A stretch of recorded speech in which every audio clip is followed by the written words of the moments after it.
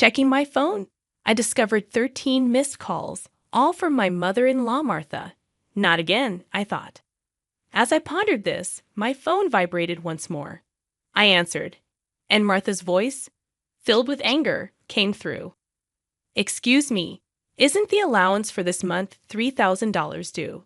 she demanded. "Excuse me," I retorted. "I'll send the allowance once this month's payment is deposited." Martha raged, completely disregarding my circumstances and only expressing her own desires. I'd had enough of her. Even in this situation, she didn't reflect on her words and actions. I felt I had no choice but to resort to my last option. I pulled myself together and bled out to my phone. "Your son has passed away, so I can no longer send the allowance. My name is Jennifer Smith, 32 years old. I'm a busy working woman at a major financial firm and also a housewife." I continued, "I got married about 2 years ago. I met my beloved husband Mark through our shared hobbies. He was kind to everyone, and I was attracted to his warm smile, quickly developing feelings for him. Apparently, he felt the same way, and after dating for a year, we immediately got engaged.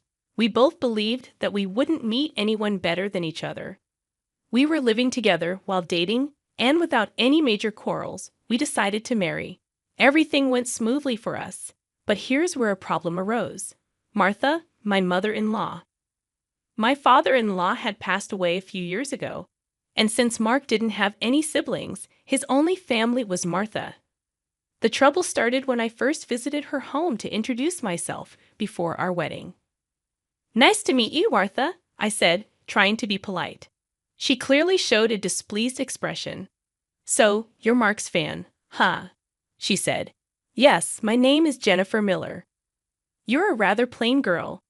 I wonder what Mark sees in you," she remarked. I couldn't tell if she was joking or seriously meant what she said. Having such words directed at me by the mother of my loved one, I was quite shocked. Seeing my state, Mark frowned at Martha. "Hey, Mom, what's with the sudden harsh words? How can you say such things to the person I chose?" Mark questioned. "No, Mark. I'm just trying to choose a suitable woman for you," she replied. "Choose? I'm the one who chose her. You have no right to meddle. Don't say it in such a cold way. I'm just telling the truth because I care about you. If you were really thinking of me, you'd simply support us. Why can't you understand such a simple thing?"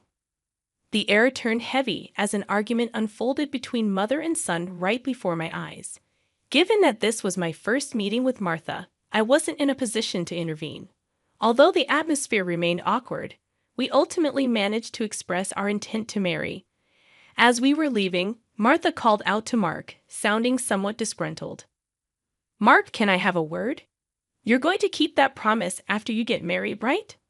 "What promise?" Mark inquired. "You know about the allowance or that?" "Yes, I'll be sure to take care of that. Can we not discuss it here, please?"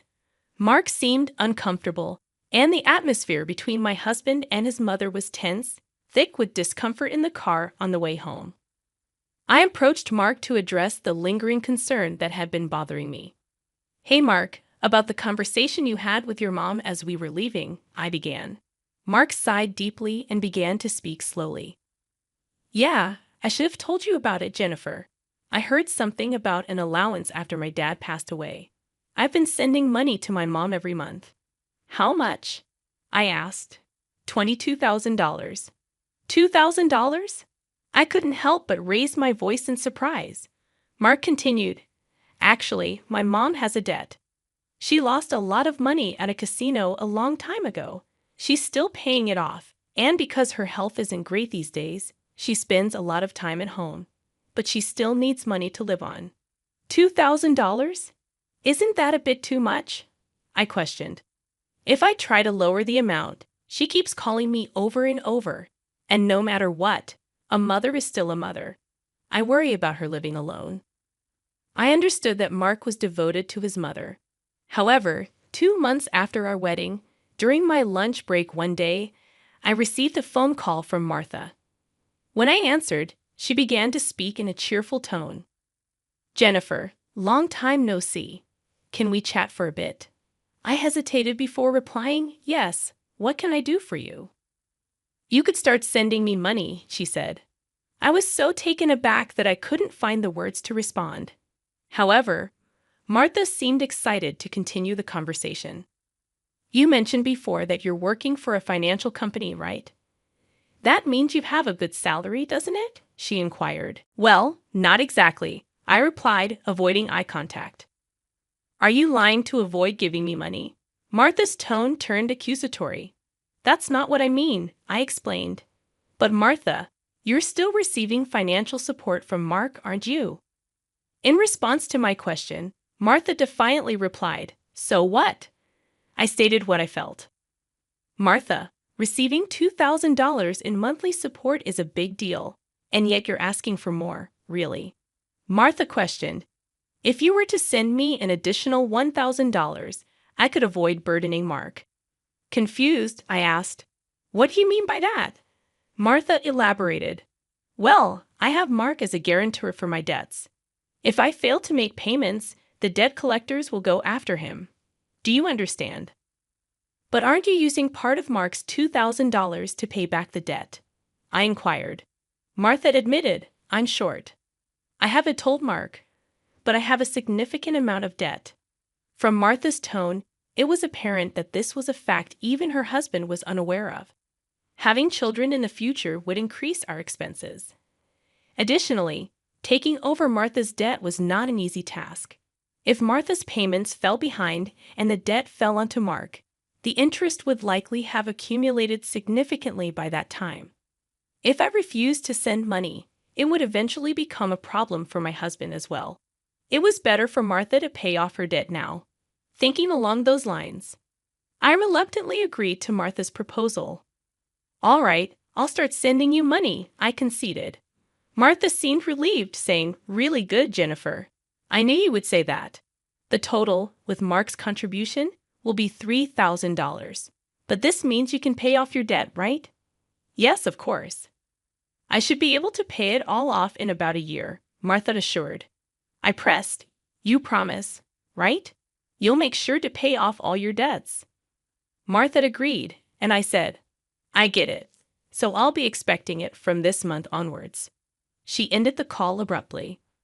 Physical exhaustion from work, combined with this emotional burden, only added to my stress. $1,000 a month was going to be rough, but it was also to prevent future problems for us. After all, if Martha couldn't make a living, it would upset Mark as well. That night, I promptly reported the matter to my husband. He listened attentively and said I didn't have to do this, but I had already given my word to Martha, and it was a decision made for our future well-being. Mark expressed his gratitude and understanding, even as he maintained a sorry expression throughout. Time flew by, and 2 years had passed since then. The financial aid we thought would end in a year was still ongoing, and even now, we were transferring $3,000 every month to Martha. What's more, about 2 months ago, Mark fell ill and has been unable to go to work. He's on sick leave, so he's receiving disability benefits, but it's a mere pittance compared to his previous salary. Last month, I managed to transfer $3,000 to Martha from my savings, but it would be very challenging if this situation continues. Unbelievably, Martha has not once come to visit her sick son. We have told her about his hospitalization, but she doesn't show up to see him and only contacts me to ask, "You're still sending the money, right?" I was so angry that I decided to confront Mark about the issue. Mark, don't you think it's wrong that Martha is only concerned about money, even though you're in such a state? We need to think seriously about what to do going forward, I said. Mark agreed, saying, yeah, I've been thinking the same thing. I don't want to put more strain on you, Jennifer. This month, too, she's been bombarding me with calls and messages, asking if we sent the money yet. Are you serious? How can she only think about money when her own son is sick? Mark showed his anger at his mother, his face slightly tense. Then, as if he had an idea, Mark exclaimed, "That's it," and wore a sly grin. What is it, Mark? I asked. Well, this is our last resort. I've come up with something good for my mom, Mark suggested. What Mark proposed was a plan I could never have imagined. Although it could be called inappropriate, it seemed to be the only way to make Martha understand. A few weeks later, Mark was discharged from the hospital. Martha didn't reply to any of our messages, so we didn't tell her about Mark's discharge in the last 2 weeks. Martha's relentless demands for money had reached a point of absurdity. It seemed pointless to continue sending funds to a mother who showed no concern for her son. While Mark and I were enjoying a cup of tea, my phone buzzed with a message. Upon checking, I found 13 missed calls from Martha. As I pondered this, my phone vibrated again, signaling another call from her. "Hello," I answered, turning on the speaker microphone so that Mark could hear. Martha started shouting immediately. "Listen, where's the $33,000 for this month?" "Excuse me, that's right. The money for this month hasn't been transferred yet," I replied. I began to explain Mark's situation, but she interrupted, showing no empathy. "I don't care if he's in the hospital or whatever. It's none of my business. You're working at a good place, right? You must have plenty of savings. Hurry up and transfer it here," Martha shouted angrily. Incredibly, she went on to say something outrageous. "Listen, since you married Mark, if he can't pay, you have to pay me. Understand? If you refuse, I'll make you the guarantor. Got it?" At that moment, something inside me snapped. She was openly displaying her desires without considering our situation at all. I had reached my breaking point. I firmly declare into my smartphone, "Mark has passed away. I can't send you any more money." At these words, Martha blurted out, baffled, "What?" Yes, this was the last resort that my husband suggested, to lie to Martha about Mark's death and observe her reaction. If she showed any sign of sadness, if she reflected on her behavior and apologized, we would continue to support her financially. But if she didn't reflect, if she demanded money, we would cut ties completely. Deep down, I thought that even a money-grubbing woman like Martha would deeply reflect on her actions if she were told that her own son had died. However, the very next moment, Martha burst into loud laughter. "Yay, what's so funny?" I asked. "Well, isn't it obvious? If Mark is dead, that means his inheritance will be distributed to me too. Excuse me, I've been looking into it since I heard that Mark was sick. Listen here, 2/3 of Mark's assets are yours, but 1/3 is mine." I was at a loss for words. I never thought that when she first heard her son was sick, she wouldn't look into treatment, but rather into how the inheritance would be divided. My anger surpassed. I was simply dumbfounded, and my husband appeared to feel the same way. As our eyes met, he slowly nodded, signaling to continue with the plan. I once again addressed Martha in a strong tone. "Martha, did you hear what I said? Mark is dead." "I heard. What about it? Aren't you sad your own son passed away before you?" She callously responded, "You just make sure to send me. I won't let you get away with not doing it," I exclaimed. However, with a click, the phone line was abruptly cut off, and a dial tone echoed. Glancing at my husband, I saw that he was visibly shaking with a face red with anger. "Mark, are you okay?" I asked. My husband looked into my eyes and said, "I'm cutting ties with her. She'll likely come here eventually, demanding my money. Let's wait until then, okay?" "But are you really okay with this? Cutting off ties just like that?" I inquired. "Yeah, I have no regrets. After that call, she's no mother," my husband replied, his eyes filled with hatred, and I felt the same way. A person who only thinks about money over her own son's life is not family to me. A few days later, as we expected, Martha came to our house. For the time being, I decided to hide my husband in the next room and deal with Martha myself. She approached me with a face like a demon. "Hey, give me Mark's inheritance right now," she demanded again. "With that, anything else to say? He's already dead, isn't he?" "It's pointless to say anything now," I retorted. "Yet you never even visited him. What are you saying? Are you really his mother? You're so annoying. Give me the inheritance right away. I don't mind dating a lawyer," Martha persisted. Speaking more would be a waste of time, I thought. Just as I thought that, my husband emerged from the next room. Seeing him, Martha let out a startled gasp, as if she had seen a ghost. Mama. Mark said, "YW dead? Long time no, Mom, sorry, but the news about my death was a lie," Mark explained. A lie? How could you be so disrespectful? Martha responded. I wanted to confirm your true nature, Mom. I was curious about how you'd handle the allowance if your son died. But you turned out to be a gold digger, just as I suspected. I got that perfectly, I added. What? How dare you call your mother a gold digger? Martha protested. Silence. I'm cutting ties with a toxic parent like you, Mark shouted. Martha's mouth was agape at my husband's angry shouts. She could not come to terms with the fact that her own son was severing ties with her. What? What does this mean, Mark? She stammered. It means exactly what I said. I can't consider someone like you as my mother. No way. What about the allowance? Martha asked, panicked. Do you really think I would? You're on your own with the debts. We're moving, Mark said firmly. Wait, please. If you do that, what about my living expenses? Martha tearfully pleaded, reaching out to my husband. He forcefully shook off her hand, looked at her coldly, and said, I don't care about your living expenses. You have been living off us without even a single apology. I really understand your despicable nature now. Don't you dare show up in front of us again. No, wait, Mark. Martha called out as my husband grabbed her arm and dragged her to the front door. He threw her shoes and bag outside and chased Martha out of the house. She made a fuss outside for a while but disappeared after a bit, perhaps unable to withstand the eyes of the neighbors. She tried contacting us multiple times, but we ignored all of her attempts.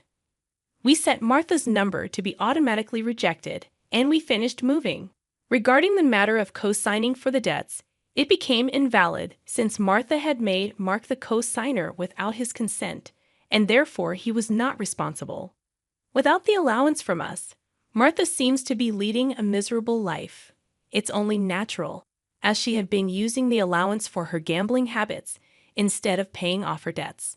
She still has a mountain of debts and is chased by debt collectors every day. She can't gamble anymore and seems to be working from dawn to dusk. For the foreseeable future, it's unlikely that she will be able to pay off her debts completely. She will have to keep working until she is unable to move. This is entirely her own doing. As for us, we are spending fulfilling days in our new home. My husband's condition has stabilized, and he has returned to work. After some time, there's a new life growing in my belly. We're going to have an additional member in our family next year. From now on, we want to spend happy days as a family of 3. One day, my husband approached me and inquired, Hey, how much money do we have in that safe? I couldn't help but chuckle and replied, probably around $500,000 in total. Now, the following day, upon returning home, I discovered a signed divorce paper on the living room table. Both my husband and the vault were gone. My name is Helen, a 58-year-old working housewife who still puts in diligent effort at my job. You see, my hobby is saving money. Ever since my childhood, my mother opened a savings account for me, teaching me that depositing money in the bank would make the numbers in my passbook grow. I found it incredibly enjoyable to witness this growth. Starting with just $1, I would deposit a little bit at a time, relishing the experience of watching it accumulate. As my savings grew over the years, earning a few cents in interest annually became a delightful surprise to my younger self. With a fondness for money and understanding how it works, I pursued a career as a financial planner, offering advice on asset management. One day, a college friend approached me concerned about an old childhood friend who was in serious trouble due to debt. They asked if I could offer some advice, and intrigued, I agreed to meet with him. This friend, named Mark, was a handsome man with a refreshing smile. He shared his story, confessing his love for gambling and the struggles he faced in making ends meet. Feeling sympathetic, I offered Mark some guidance. Given his precarious financial situation, I advised him to consolidate his debts and reduce his monthly payments to better manage his life. As my friend had asked for my help, I willingly lent a hand. Looking back now, I realized that perhaps I had developed a slight crush on Mark during our interactions. Little did I know that this would lead to a series of troublesome events. Against the advice of my friend, Mark and I decided to get married, believing that our union would help us face his debts together. Due to my stable income and financial expertise, most of Mark's income went towards paying off his debt. I made sure he severed ties with his parents to prevent the debt from escalating. Additionally, I provided Mark with a monthly allowance of $500. However, when Mark decided to cut ties with his parents, they responded with anger and resentment. His mother labeled him an ungrateful child, regretting ever giving birth to him. His father too expressed his discontent, desiring to confront me for what he considered thieving behavior. It was clear that they believed Mark belonged to them as a means to repay their debts. Exhausted from dealing with his parents' debt for so long, Mark finally stood up for himself, declaring he was not their ATM. He returned to me, feeling relieved to be free from their constant reminders of the financial burden. Soon after, we welcomed a son, Kevin, who bore a striking resemblance to Mark. Kevin became my pride and joy, but unfortunately, he inherited his father's lack of discipline and indecisiveness. Just as our son noticed Mark's carefree character, he also observed the never-ending cycle of borrowing money from predatory lenders, dealing with loan sharks, and tricking friends into lending him money for gambling. Our journey was not without its challenges, but I managed to keep Mark on track. Over the span of 23 years, we gradually reduced Mark's debt to around $10,000, nearing full repayment. One day, while on the verge of achieving our financial goal, Mark received a call from his parents. They informed him that his father had collapsed and was at the hospital. Concerned, Mark left work early to be by his parents' side. He messaged me, apologizing for breaking our promise and explaining the situation. I encouraged him to go and comfort his parents, assuring him it was all right. As Mark continued visiting his parents at the hospital, I provided him with a little extra money for the hospital fees they couldn't afford. It seemed my in-laws were struggling financially and relying on Mark for support. Although he withdrew a significant amount from our joint funds each visit, around $1,000 to $2,000 per month, I chose to let it slide, understanding their need for assistance. A year had passed since my father-in-law's collapse, and both my in-laws had aged significantly. They sought someone to lean on, and I suppose they found comfort in Mark's presence. Meanwhile, I continued my hobby of saving money. One day, I retrieved my bank book from the vault and smiled. Mark, who usually showed no interest in my financial endeavors, looked at me and asked, "Hey, how much money do we have in that bank account you always look at so happily?" I casually replied, "It's about $500,000 now." However, the next morning, I discovered divorce papers completed and left in the living room. Both Mark and the safe were gone. As I sat there having breakfast, I couldn't help but smile. I knew Mark had his eyes on the money in the vault, and he had planned to take it all. Imagining him attempting to carry the entire vault nearly made me burst out laughing. In our home, we had a black cat named Luna. We had installed a pet camera to watch Luna's adorable antics, which served as healing moments throughout my day. Luna provided a sense of comfort amid the unexpected turn of events. While watching the pet camera during my lunch breaks, I was always greeted by the adorable sight of my child. But one day, as I switched on the camera, something unexpected unfolded in our living room. My in-laws and my husband Mark engaged in an unbelievable conversation. "Oh, you live in such a nice house, Mark. Your good salary makes your mother so proud," they flattered him. Mark's father responded proudly, "Indeed, I make a decent salary myself. However, Helen takes it all, and I'm left with a mere allowance of $500 a month." "Are you kidding me? That's outrageous. You should be getting more," they exclaimed, sympathizing with Mark. "Why do you obey such a tyrant like Helen? You could live a much better life on your own," they continued. "Mark, you're our pride. You could have saved hundreds of thousands by now. But she's exploiting you? Poor thing. They manipulated him. Listening to their conversation, I wondered if they had completely forgotten that I had worked hard to pay off Mark's debts. I pondered what was going on in their heads. In the past, it was Mark burdened with debt from his parents, and I had to provide them with cash every month, making it challenging for us to get by. Did you know she has a bank book with tons of savings? It's not fair that you only get $500.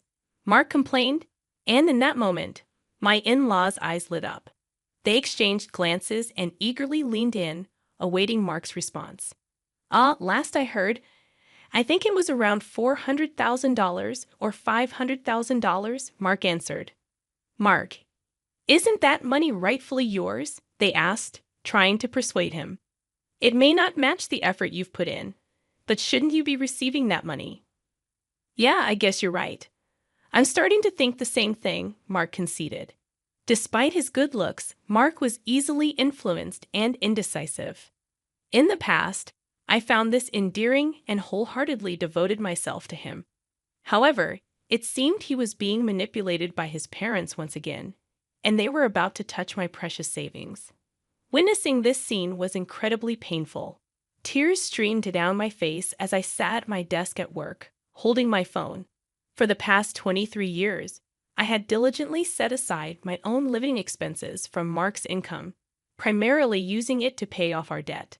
On top of that, I provided him with a $500 allowance from my own pocket. Despite explaining this to Mark, it appeared he had completely forgotten what the past 23 years had been for. I felt a deep sadness and pitifulness, as if I were drowning in my own tears in that moment. I made the decision to record the conversation and promptly sent the data to my son.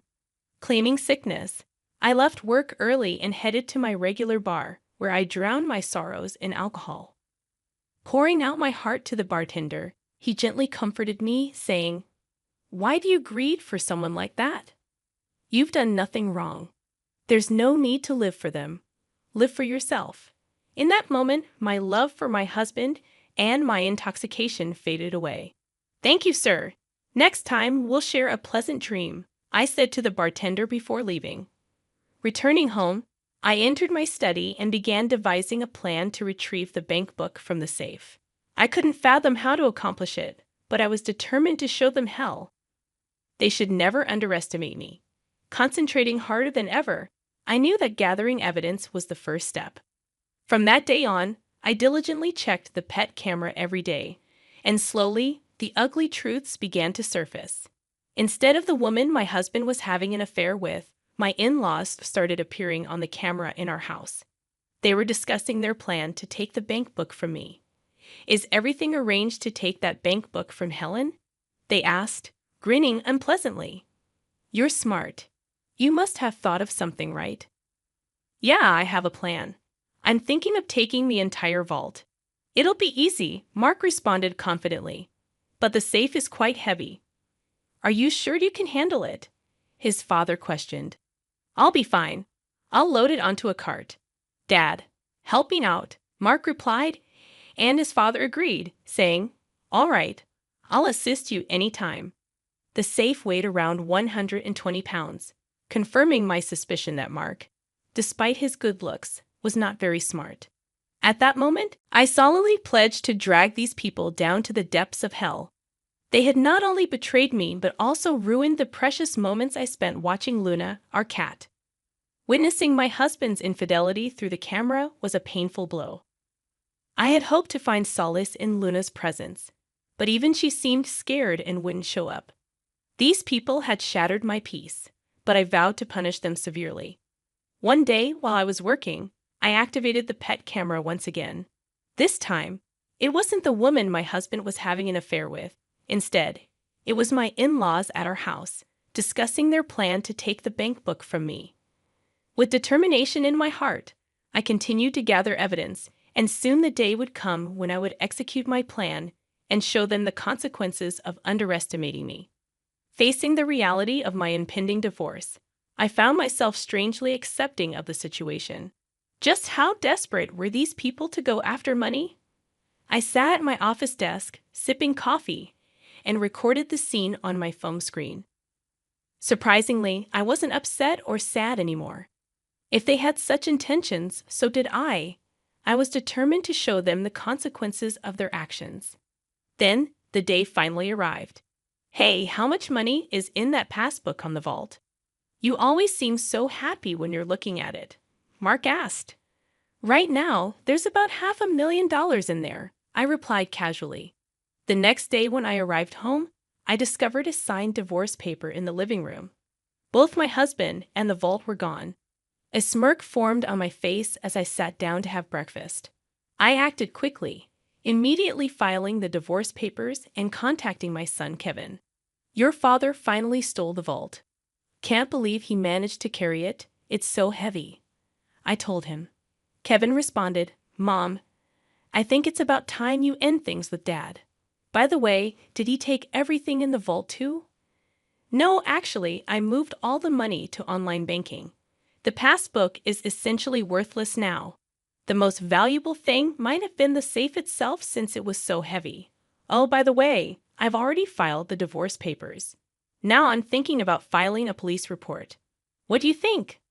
I explained to Kevin, who agreed and suggested that I should file a police report and hire a lawyer. "Right, a lawyer. I already have a private investigator on it, but I hadn't thought about a lawyer." "Thanks," I replied to Kevin. He seemed exasperated. Following Kevin's suggestion, I reached out to a lawyer through my private investigative contact.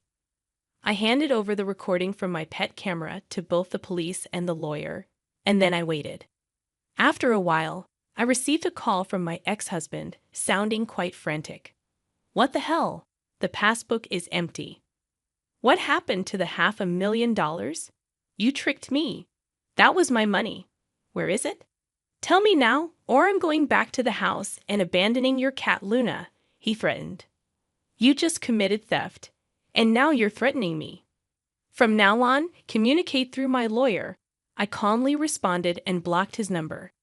I reported the incident to the police and sent the recording to my lawyer. It was a relief to finally take action. This was exactly what I had wanted to do.